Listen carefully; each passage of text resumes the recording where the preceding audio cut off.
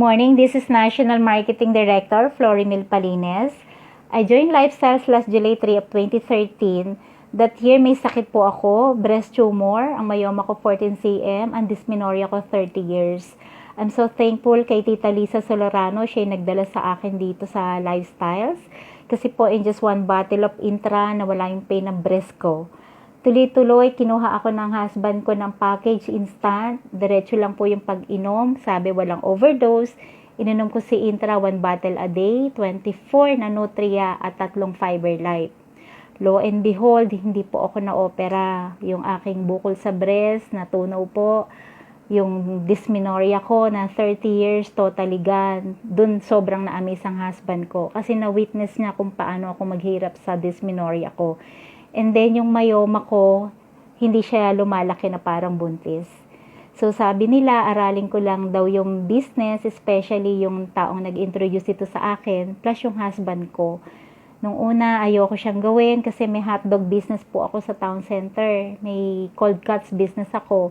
13 years yon, 25,000 a day ang benta, 5 alalay. So hindi ko siya napansin nung una yung negosyo. But then again, sa ganda ng product, nakwento ko rin sa mga friends ko, sa maraming tao, kakilala at hindi. Alam niyo po ba, 8 months doing the business, nagdadrive na po ako ng sarili kong sasakyan. Nung una, ayoko rin pong mag-drive, takot din po ako kasi palaasa po ako kay husband. Kemi, sabi, kay Mr. Umaasa. Pero sabi po ni JMD Peng, if God calls you on a mission, you cannot refuse. So, true enough, tuloy-tuloy lang po ako nag-aral, na-share ko sa maraming tao, kakilala at hindi kakilala. Yung resulta po, meron na ako ngayong second car, plus yung aking townhouse na nilipatan, part of this Lifestyles income po ang nagbabayad. Plus, mga travels po before COVID, we used to travel abroad at napakaganda po ng opportunity.